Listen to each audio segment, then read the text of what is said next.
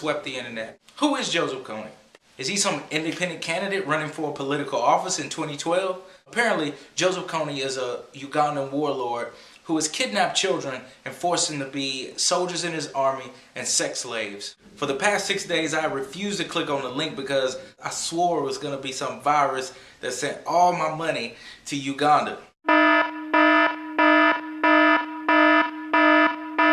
But it was quite the opposite. Now, Jason Russell, the director of the Stop Kony documentary, has dedicated his life to making Kony famous or infamous in hopes of bringing this international criminal to justice. Now, if you haven't seen the documentary, you've got to check it out. It's very moving, very powerful. I haven't even cried like this since I saw Titanic. It was one of those Titanic cries where I didn't even know I was crying until I was wiping tears away from my face. An organization called the Invisible Children is seeking backing and support from a lot of people who have a big voice in today's culture.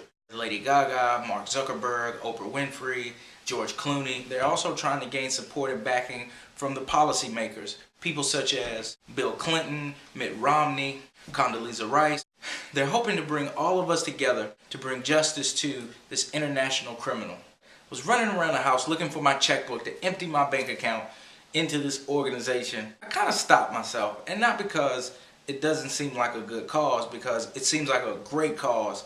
But again, knowledge is power, and I just wanted to make sure that when I send my donation, I know exactly what I'm sending it to. I give a ton of time, energy, and money to a lot of different great causes. It's 2012, and I told myself I promised to be more cautious and considerate with even small donations. I wanted to be more financially responsible and just more aware of what I was contributing to. And there are a lot of different ways that I could support this cause without obligating myself to a monthly donation. Researching this whole Stop Kony movement, I asked myself the question, how can this make me a better person? And I've come up with 3 become better lessons.